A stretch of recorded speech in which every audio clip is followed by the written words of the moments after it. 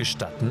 Jack. Auf den ersten Blick ein unscheinbarer Roboter auf Rädern. Doch die künstliche Intelligenz, die in ihm steckt, könnte bahnbrechend sein.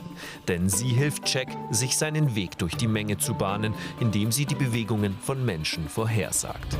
Entwickelt hat ihn Seper Samavi. Der 30-jährige Kanadier ist Gastforscher an der Technischen Universität München. Es ist überwältigend für mich, künstliche Intelligenz in einem physischen Körper vor mir zu haben, anstatt nur in einem Computer oder einer virtuellen Realität. Und dann bewegt sie sich auch noch im Raum mit uns Menschen.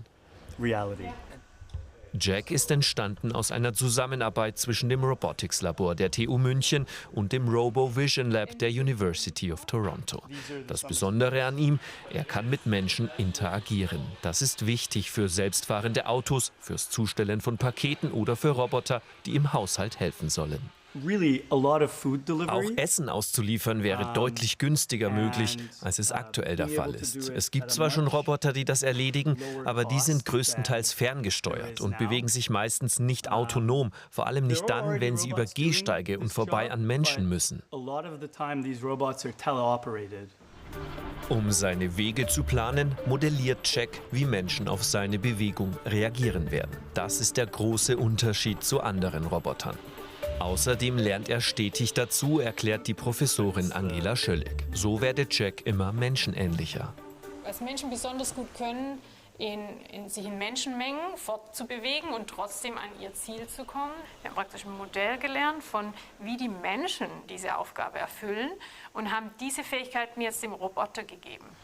Fähigkeiten, die auch bei selbstfahrenden Autos entscheidend sein könnten. Denn für Probleme sorgten oft Momente, in denen es zur Interaktion zwischen autonom fahrenden und menschengesteuerten Autos komme, wie beispielsweise beim Spurwechsel. Lässt er mich jetzt rein oder beschleunigt der und fährt und ich muss vorsichtig sein?